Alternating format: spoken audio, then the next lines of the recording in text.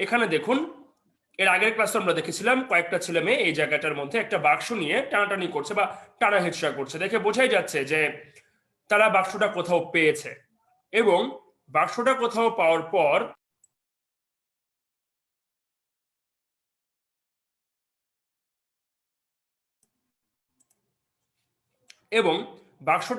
পাওয়ার পর কি হয়েছে, তাদের সাথে একটা ঘটনা ঘটেছে, এবং ঘটনাটা কি রকম বা কি কি ঘটনা ঘটেছে সেটাই আমরা আরেকবার একটু সংক্ষেপে জেনে নেব। যেহেতু আমরা এটা একবার পড়েছি, তো আরেকবার আমরা একটু সংক্ষেপে জেনে নেব। তো চলুন আগে একটু বিভুদার সম্পর্কে জেনে আসি, মানে বিভূতিভূষণ বন্দ্যোপাধ্যায় সম্পর্কে জেনে আসি। উনি জন্মগ্রহণ করেছেন 1894 খ্রিস্টাব্দে। উনার জন্মস্থান হচ্ছে 24 পরগনা জেলার মাতুতালয়ে, ঠিক আছে, যেটার বর্তমান নাম হচ্ছে মুরারিপুর। এটার আগের নাম ছিল মাতুতালয়, বর্তমানে নাম হচ্ছে মুরারিপুর। সে মুরারিপুর গ্রামে তিনি জন্মগ্রহণ করেন। কোথায়? 24 পরগনা জেলায়। এরপর হচ্ছে আমরা দেখি যে উনার পৈতৃক নিবাস। পৈতৃক নিবাস মানে কি? পৈতৃক নিবাস মানে হচ্ছে বসত বাড়ি, ভিটে ভাটা, ঠিক আছে। যেমন আমার বাবার বাড়ি যে জায়গায়, সেটাই আমার পৈতৃক নিবাস, বা পিতার বাড়ি বা বাপ ঠাকুরদার বাড়ি, এরকম বলি না আমরা। এটাই হচ্ছে পৈতৃক নিবাস। সেই পৈতৃক নিবাসটা হচ্ছে পশ্চিমবঙ্গের 24 পরগনা জেলার ব্যারাকপুর গ্রামে। এরপর হচ্ছে তার পিতার নাম মহানন্দ বন্দ্যোপাধ্যায় ও মাতার নাম মৃণালিনী দেবী। আমি এর আগের ক্লাসেও বলেছিলাম যে মহানন্দ বন্দ্যোপাধ্যায় এবং মৃণালিনী দেবী, এই দুইটা নাম খুব ভালোভাবে মনে রাখবেন, কারণ আপনাদের জন্য খুবই ইম্পর্টেন্ট। কারণ এই বিভূতিভূষণ বন্দ্যোপাধ্যায় যে অষ্টম শ্রেণীতেই শেষ হয়ে যাচ্ছে তা কিন্তু না। আপনারা নবম শ্রেণী বা দশম শ্রেণীতে গেলেও আসলে বিভূতিভূষণ বন্দ্যোপাধ্যায়ের অনেক কিছুই আপনারা পাবেন। তো সেই জন্য আমাদের উনার বাবার নামটা এবং মার নামটা জেনে রাখতে হবে। এরপর আমরা দেখি যে বিভূতিভূষণ বন্দ্যোপাধ্যায় যখন 1918 সালে কলকাতা বিশ্ববিদ্যালয়ের ছাত্র ছিলেন, মাস্টার্সের, ঠিক আছে, উনি যখন এমএ পড়ছিলেন তখনই তিনি কি করেছিলেন? বিয়ে করেছিলেন। অবশ্য আগেই বিয়ে করেছিলেন। এমএ পড়াকালীন সময়ে তার প্রথম স্ত্রী বা প্রথম ওয়াইফ মারা যান, এবং তার প্রথম স্ত্রীর মৃত্যু ঘটলে কি হয়, তার প্রাতিষ্ঠানিক যে শিক্ষা, সে প্রাতিষ্ঠানিক শিক্ষাটা অসমাপ্ত থেকে যায়। প্রাতিষ্ঠানিক শিক্ষা অসমাপ্ত থাকার পর এর ঠিক 22 বছর পর তিনি 1940 সালে আবার দ্বিতীয় বিবাহ করেন।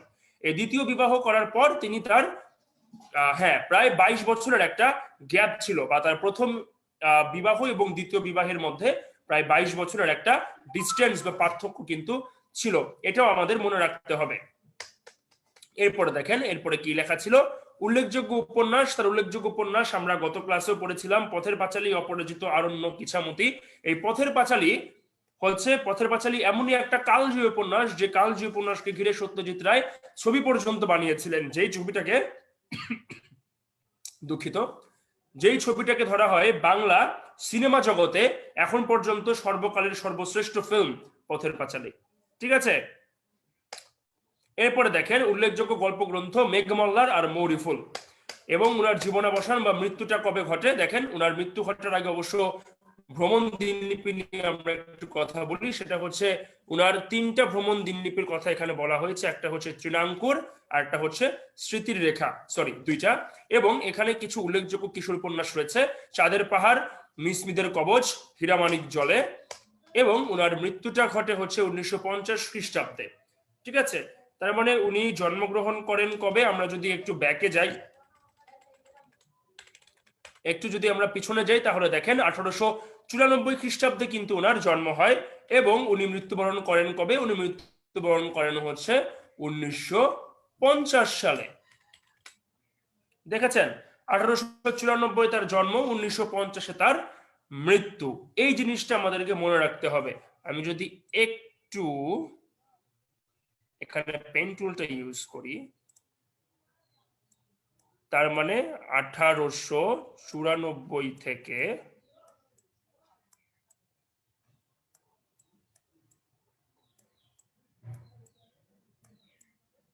1950, হ্যাঁ, এই জিনিসটা হচ্ছে আমাদের মনে রাখতে হবে, 1894 থেকে 1950। আচ্ছা, ঠিক আছে, ফাইন। এবার আমরা দেখি, আসুন পড়ে পাওয়া। কালবৈশাখীর সময়টা আমাদের ছেলেবেলার কথা। বিধু সিধু নিধু তিনু বাদল এবং আরো অনেকে দুপুরের নিকট গরমের পর নদীর ঘাটে নাইতে গিয়াছি। বেলা বেশি নেই, বিধু আমাদের দলের মধ্যে বয়সে বড়। সে হঠাৎ কান খাড়া করে বললে, ওই শোন, আমরা কান খাড়া করে শুনবার চেষ্টা করলাম, কিন্তু শুনতে বা বুঝতে কিছুই না পেরে বললাম, কিরে? বিধু আমাদের কথার উত্তর দিল না, তখনও কান খাড়া করে রয়েছে। হঠাৎ আবার সে বলে উঠলো, ওই ওই শোন, আমরাও আবার শুনতে পেয়েছি দূর পশ্চিম আকাশে ক্ষীণ গুড়গুড় মেঘের আওয়াজ। নিধু তাচ্ছিল্যের সঙ্গে বললে নিধু তাচ্ছিল্যের সঙ্গে বললে, ও কিছু না। বিধু ধমক দিয়ে বলে উঠলো, কিছু না মানে? তুই সব বুঝিস কিনা? বৈশাখ মাসে পশ্চিমের দিকে ওরকম মেঘ ডাকার মানে তুই কিছু জানিস? ঝড় উঠবে, এখন জলে নামবো না। কাল বৈশাখী, আমরা সকলে ততক্ষণে বুঝতে পেরেছি ও কি বলছে। কাল বৈশাখীর ঝড় মানেই আম কুড়ানো। বারুজ্জাদের মাঠের বাগানে চাপাতলির আম এই অঞ্চলে বিখ্যাত। মিষ্টি কি এ সময়ে পাকে। ঝড় উঠলে তার তলায় ভিড়ও তেমনি। যে আগে গিয়ে পৌঁছাতে পারে তারই জয়। সবাই বললাম, তবে থাক। কিন্তু তখনও রোদ গাছপালার মাথায় দিব্যি রয়েছে। আমাদের অনেকের মনের সন্দেহ তখনও দূর হয়নি। ঝড় বৃষ্টির লক্ষণ তো কিছু দেখা যাচ্ছে না, তবে বহু দূরাগত ক্ষীণ মেঘের আওয়াজ শোনা যাচ্ছে। ওরই ক্ষীণ সূত্র ধরে বোকার মতো চাপাতলির তলায় যাওয়া কি ঠিক হবে? এটা কিন্তু বিধু, সিধু, নিধু, তিনু এদের যে বন্ধু বান্ধব আছে, মানে বিধু বাদে বাকিরা চিন্তা করছে, সঙ্গে বিধুও চিন্তা করছে যে কালবৈশাখীর ঝড়ের মধ্যে চাপাতলির জায়গায়, ওই জায়গাটার মধ্যে গিয়ে বা চাপাতলির তলায় গিয়ে আসলে আম কুড়ানো ঠিক হবে? এত কঠিন ঝড়, কালবৈশাখীর ঝড় বলে আসলে কথা। চিন্তা করতে করতেই বিধু আমাদের সকল সংশয় দূর করে দিল, যেমন সে চিরকাল আমাদের সকল সংশয় দূর করে এসেছে। সে জানিয়ে দিল যে সে নিজে এখনই চাপাতলির আমতলায় যাচ্ছে। যার ইচ্ছে হবে সে ওর সঙ্গে যেতে পারে। এরপর আর আমাদের সন্দেহ রইল না, আমরা সবাই ওর সঙ্গে চললাম। অল্পক্ষণ পরেই প্রমাণ হলো ও আমাদের চেয়ে কত বিজ্ঞ। ভীষণ ঝড় উঠলো, কালো মেঘের রাশি উড়ে আসতে লাগলো পশ্চিম থেকে, বড় বড় গাছের মাথা ঝড়ের বেগে লুটিয়ে লুটিয়ে পড়তে লাগলো। ধুলোতে চারিদিক অন্ধকার হয়ে গেল। একটু পরেই ঠান্ডা হওয়া বইলো। ফোঁটা ফোঁটা বৃষ্টি পড়তে পড়তে চরচর করে ভীষণ বাদলের বর্ষা নামলো। আচ্ছা, তার মানে অলরেডি বৃষ্টি নেমে গিয়েছে, তারা যেতে না যেতেই। ঠিক আছে, এবং আম কুড়োতে না কুড়োতেই এমন ভাবে বৃষ্টি যে সেখানে আসলে আর আম কুড়োনো যাচ্ছে না, সব একদম ভিজে চুপচুপে হয়ে গেছে। ঠিক আছে, এরকম একটা পরিস্থিতি। বড় বড় আম বাগানের তলাগুলি ততক্ষণে ছেলে মেয়েতে পূর্ণ হয়ে গিয়েছে। আম ঝরছে শিলাবৃষ্টির মতো। প্রত্যেক ছেলের হাতে এক এক বোঝা আম। আমরা যথেষ্ট আম কুড়ুলাম। আমার ভারে আমের ভারে নুয়ে পড়লাম এক একজন। ভিজতে ভিজতে কেউ অন্য তলায় চলে গেল, কেউ বাড়ি চলে গেল। আমের বোঝা নামিয়ে রেখে আসতে আমি আর বাদল সন্ধ্যের অন্ধকারে নদীর ধারের পথ দিয়ে বাড়ি ফিরছি। কেউ পথে পথে কেউ কোথাও নেই। ছোট বড় গাছপালা পরে পথ ঢেকে গিয়েছে। পাকা নোনা শুদ্ধ নোনা গাছের ডাল কোথা থেকে উড়ে এসে পড়েছে। কাঁটাওয়ালা সাইবাবালের ডালে পথ ভর্তি। কাঁটা ফুটাবার ভয়ে আমরা ডিঙিয়ে পথ চলছি আধ অন্ধকারের মধ্যে। এমন সময় বাদল কি একটা পায়ে বেঁধে হোঁচট খেয়ে পড়ে গেল। আমায় বললে, দেখ তো রে জিনিসটা কি। আমি হাতে তুলে দেখলাম একটা টিনের বাক্স, চাবি বন্ধ। এই ধরনের টিনের বাক্সকে পাড়াগা অঞ্চলে বলে ডাবল টিনের ক্যাশ বাক্স। কি বলা হয়? পাড়াগা অঞ্চলে বলা হয় ডাবল টিনের ক্যাশ বাক্স।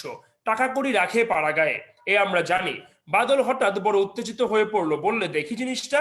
দেখ তো, চিনিস? চিনি, ডাবল টিনের ক্যাশ বাক্স, টাকা কড়ি থাকে, তাও জানি। এখন কি করবি? সোনার গহনাও থাকতে পারে। ভারী দেখছিস কেমন? তা তো থেকেই তা তো থাকেই, টাকা গহনা আছেই এতে।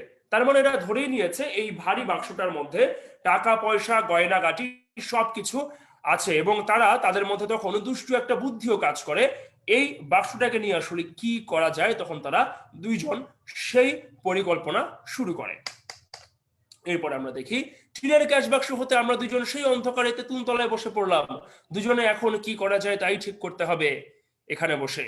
আম যে প্রিয় বস্তু, এত কষ্ট করে জল ঝড় অগ্রাহ্য করে যা কুড়িয়ে এনেছি, তাও এক পাশে অনাদৃত অবস্থায় পড়েই রইল, থলেতে বা দড়ির বোড়া গেজেতে। বাদল বললে, কেউ জানে না যে আমরা পেয়েছি। তা তো বটেই, কে জানবে আর। এখন কি করা যায় বল? বাক্স তো তালা বন্ধ। এখনই ইট দিয়ে ভাঙি যদি বলিস তো। না জানি কত কি আছে এর মধ্যে। তুই আর আমি দুজনে নেব, আর কেউ না। খুব সন্দেশ খাবো। তার মানে এই জায়গাটার মধ্যে আমরা কি দেখছি? জায়গাটার মধ্যে দেখছি যে এই দুইজন তখন চিন্তা করছে বাক্সের মধ্যে যা কিছু আছে সবকিছু তারা বিক্রি করে দেবে, বেচে দেবে। সবকিছু বেচে দিয়ে এরপর তারা কি করবে? দুজন মনের খায়েশ মিটিয়ে সন্দেশ খাবে। ছোট মানুষ, ছোট মানুষের মধ্যে যেই ধরনের চিন্তা ভাবনা গুলোর উদ্রেক হয়, ঠিক সেই ধরনের চিন্তা ভাবনা গুলোই কিন্তু আমরা এখানে দেখছি বাদলের মধ্যে আর বাদলের বন্ধুর মধ্যে, মানে লেখকের মধ্যে। এরপরে ঝড়ের ঝাপটা আবার এলো। আমরা তেঁতুল গাছের গুড়িটার আড়ালে গিয়ে আশ্রয় নিলাম। তেঁতুল গাছে ভূত আছে সবাই জানে, কিন্তু ভূতের ভয় আমাদের মন থেকে চলে গিয়েছে। অন্যদিনে আমাদের দুজনের সাধ্য ছিল না এ সময় এই গাছতলায় বসে থাকি। বাদল বলল, শীতে কেঁপে মরছি, কি করা যাবে বল? বাড়ি কিন্তু নিয়ে যাওয়া যাবে না, তাহলে সবাইকে ভাগ দিতে হবে, সবাই জেনে যাবে। কি করবি? আমার মাথায় কিছু আসছে না রে।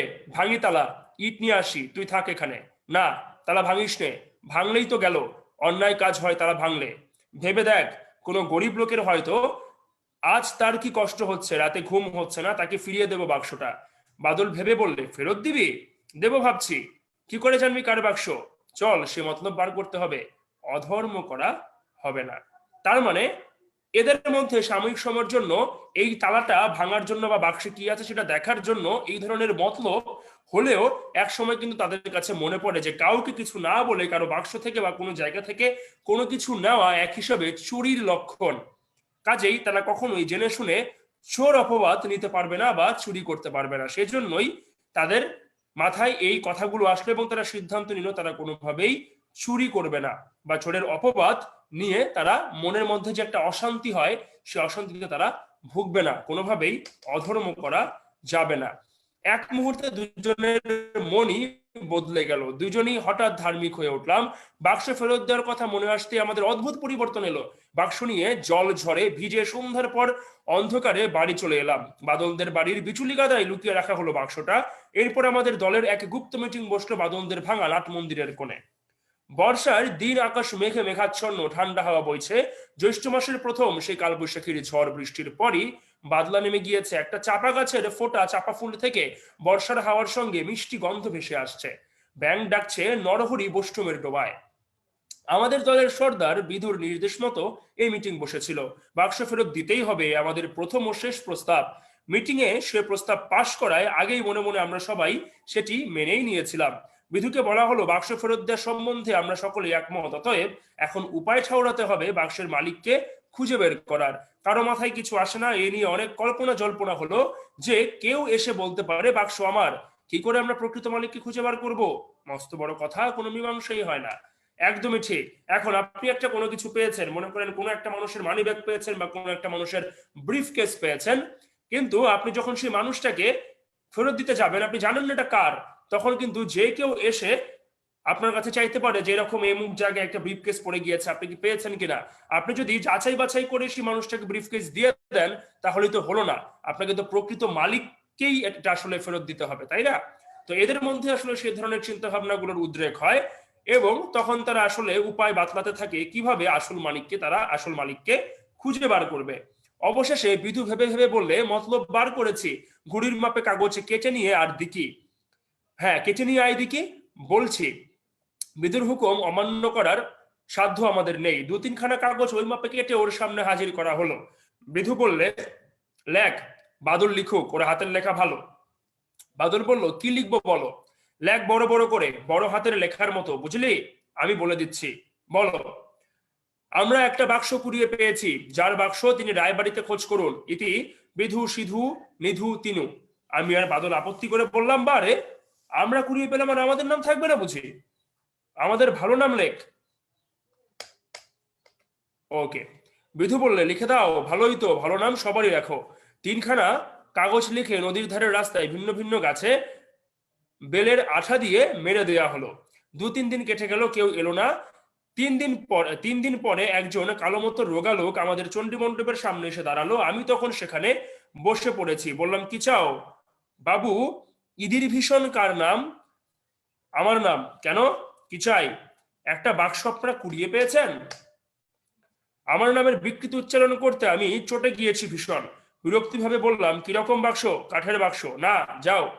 বাবু, কাঠের নয়, টিনের বাক্স। কি রঙের টিন? কালো। না, যাও। বাবু দাঁড়ান, বলছি, মোর ঠিক মনে হচ্ছে না। এই রাঙা মতো। না, তুমি যাও। তার মানে তারা এসে ঠিকঠাক মতো বাক্সের কালার বা রং বলতে পারছে না। এটা কি টিনের বাক্স না কাঠের বাক্স সেটাও তারা বলতে পারছে না। এতে বোঝাই যাচ্ছে জিনিসটা পুরোপুরি ভাবে বানোয়াট বা ফেক। লোকটা অপ্রতিভ ভাবে চলে গেল। বিধুকে খবরটা দিতে সে বললে, ওর নয় রে, লোভে পড়ে এসেছে, ওর মতো কত লোক আসবে।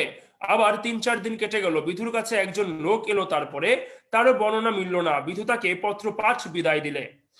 যাবার সময় সে নাকি শাসিয়ে দিলে চৌকিদারকে বলবে, দেখে নেবে আমাদের ইত্যাদি। বিধু তাচ্ছিল্যের সুরে বললে, যাও যাও, যা পারো করো গিয়ে, বাক্স আমরা কুড়িয়ে পাইনি, যাও।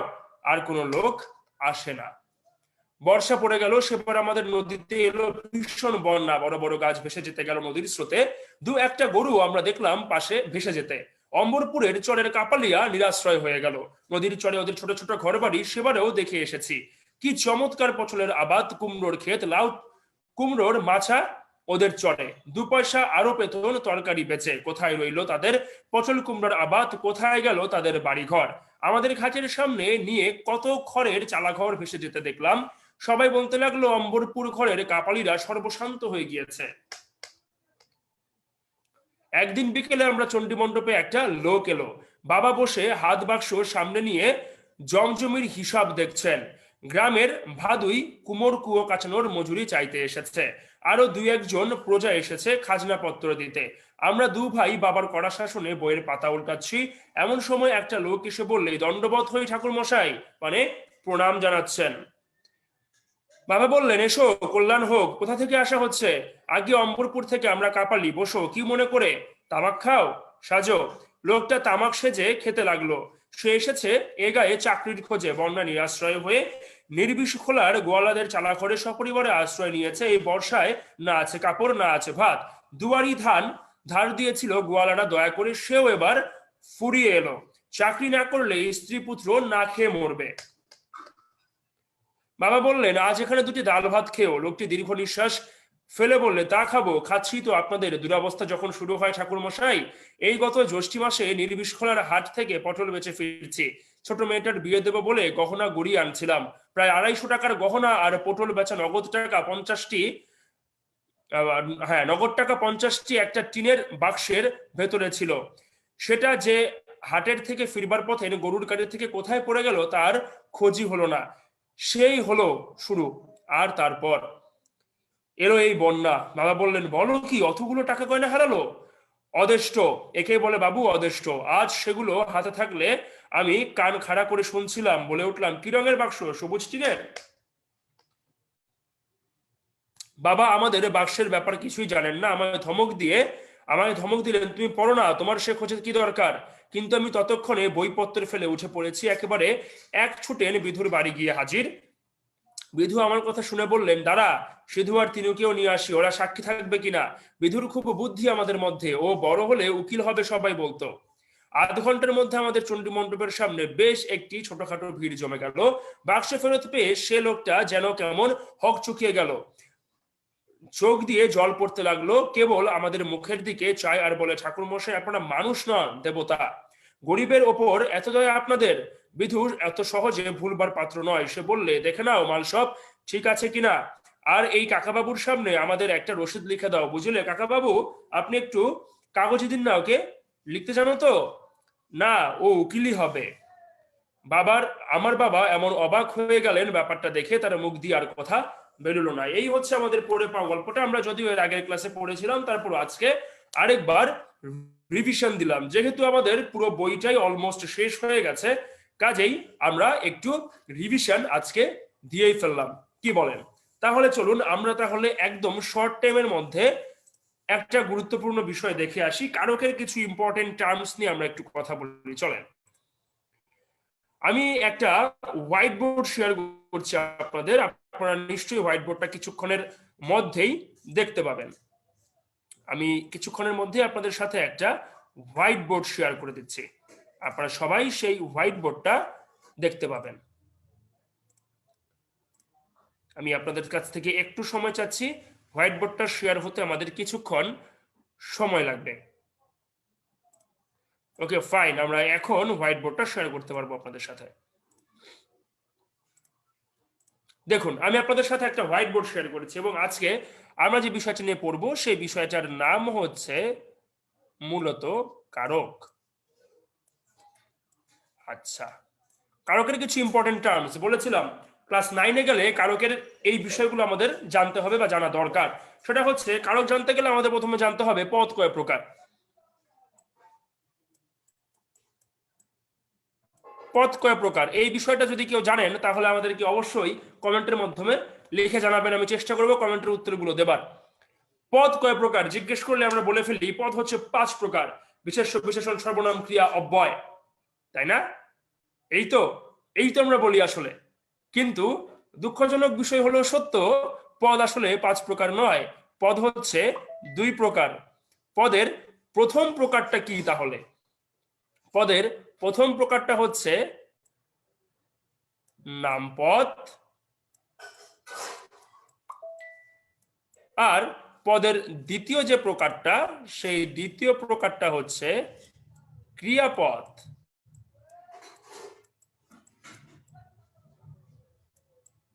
তাহলে নামপদ আর ক্রিয়াপদ এই দুইটা হচ্ছে পদের প্রকার, ঠিক আছে? এখন আমরা অনেকেই বলতে পারি যে নামপদের মধ্যে তাহলে কি? এখন আমরা বলি যে হ্যাঁ, নামপদ হচ্ছে 4 প্রকার। কি কি? বিশেষ্য, বিশেষণ, সর্বনাম, অব্যয়, এই 4টা হচ্ছে নামপদ, আর বাকি যে একটা রইল ক্রিয়া, এই ক্রিয়া হচ্ছে আলাদা ক্রিয়াপদ। কিন্তু আমাদেরকে যখন জিজ্ঞেস করা হয় পদ কয় প্রকার, তখন আমরা সাথে সাথে বলে ফেলি যে হ্যাঁ, পদ তো 5 প্রকার, কিন্তু না, পদ হচ্ছে 2 প্রকার, একটা হচ্ছে নামপদ এবং আরেকটা হচ্ছে ক্রিয়াপদ। আচ্ছা, এবার আসেন, এবার আমি একটা সেন্টেন্স এখানে লিখব, আপনারা সবাই একটু মনোযোগ সহকারে সেন্টেন্সটা দেখবেন, ঠিক আছে? আমি একটা সেন্টেন্স লিখব এবং এই সেন্টেন্সটার ভেতরেই মূলত আমরা আজকে মূল বিষয়গুলো আসলে পেয়ে যাব। আমি একটা সেন্টেন্স লিখছি, সবাই একটু খেয়াল করবেন।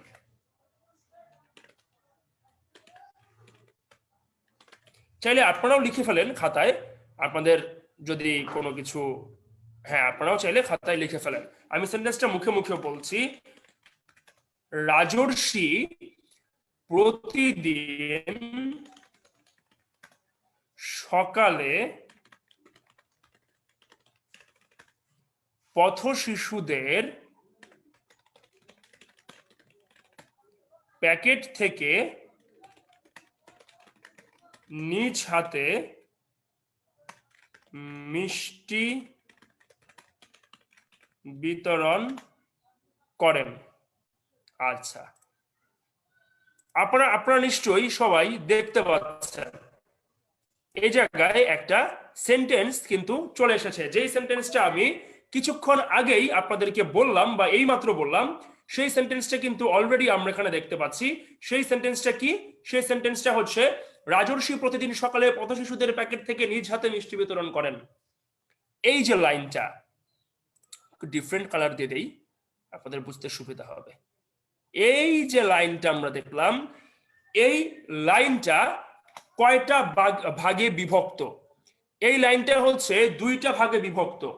একটা হচ্ছে, দেখেন, আমার এখানে সর্বপ্রথম বের করতে হবে এই লাইনটা বা এই বাক্যটার ভেতর থেকে ক্রিয়াপদ কোথায় আছে। চলেন তো খুঁজে বের করি ক্রিয়াপদ কোথায় আছে। ক্রিয়াপদ, ইয়েস, বিতরণ করেন। এই বিতরণ করেনটা হচ্ছে ক্রিয়াপদ, তাই না? আচ্ছা, তার মানে এই বিতরণ করেন এইটা হচ্ছে ক্রিয়াপদ। আমি এখানে এটা লিখে দিলাম, এটা হচ্ছে ক্রিয়া, যেটা বাক্যের ক্রিয়া সম্পাদন করছে, ঠিক আছে? এটা হচ্ছে ক্রিয়া। তাহলে বাকি যে অংশটা আছে, রাজর্ষি প্রতিদিন সকালে পথ শিশুদের প্যাকেট থেকে নিজ হাতে মিষ্টি, এ পর্যন্ত এটা আসলে কোন পদের অধীনে পড়ে?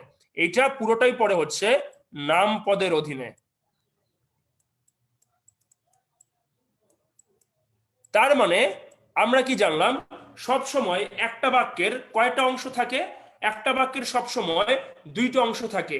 একটা অংশ নির্দেশ করে হচ্ছে নামপদকে, আরেকটা অংশ নির্দেশ করে হচ্ছে ক্রিয়াপদকে, ঠিক আছে? আচ্ছা, এবার চলেন, এবার আমরা মূলত কি দেখব। এখন দেখেন, এই যে নামপদের যে অংশটা আছে, রাজর্ষি প্রতিদিন সকালে পথ শিশুদের প্যাকেট থেকে নিজ হাতে মিষ্টি, এই প্রত্যেকটা পদের সাথে ক্রিয়াপদের একটা ব্যক্তিগত সম্পর্ক আছে। যেমন দেখেন, যদি আমি এখানে বলি কে মিষ্টি বিতরণ করছেন? রাজর্ষি মিষ্টি বিতরণ করছেন, তাই না? কে বিতরণ করছেন? দেখেন, তাহলে ক্রিয়াপদ হচ্ছে বিতরণ করা। আমি ক্রিয়াপদকে ইন্ডিকেট করে করে আপনাদেরকে বোঝাচ্ছি কিভাবে ক্রিয়াপদের সাথে নামপদের সম্পর্ক আছে। কে মিষ্টি বিতরণ করছে? রাজর্ষি বিতরণ করছে, বিতরণ করা হচ্ছে ক্রিয়া, বিতরণ করছে কে? রাজর্ষি। আচ্ছা, কখন বিতরণ করছে? প্রতিদিন সকালবেলা বিতরণ করছে। সময়, কাদেরকে বিতরণ করছে বা কাকে বিতরণ করছে? পথ শিশুদের বিতরণ করছে। কোথা থেকে বিতরণ করছে? প্যাকেট থেকে বিতরণ করছে।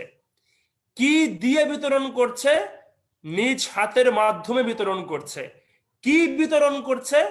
মিষ্টি বিতরণ করছে। দেখেছেন, নামপদের প্রত্যেকটা পদের সাথে ক্রিয়াপদের একটা ব্যক্তিগত যোগসূত্র বা সম্পর্ক আছে। তাহলে কারকের সংজ্ঞাটা আমরা কিভাবে দেব? কারকের সংজ্ঞাটা হচ্ছে নামপদের সাথে ক্রিয়াপদের যে সম্পর্ক, সেটাই হচ্ছে কারক। চলেন আমরা সংজ্ঞাটা একটু লিখে ফেলি।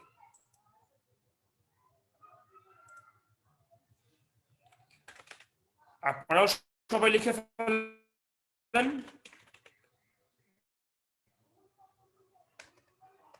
নাম পদের সাথে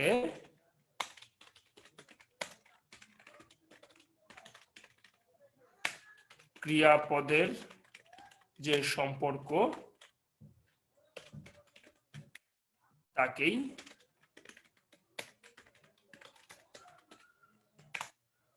কারক বলা হয়।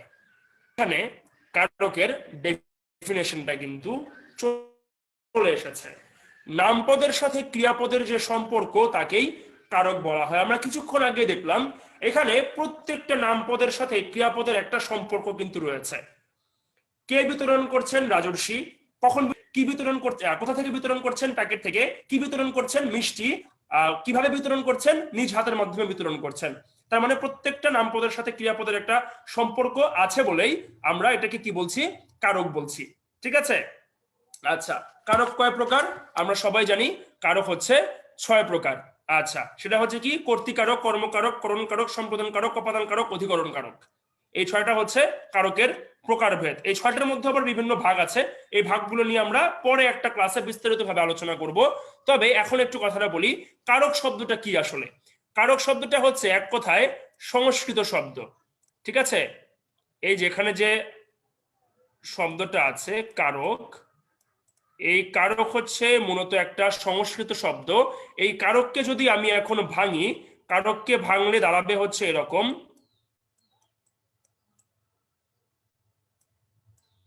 ক্রি যোগ অক, কারক।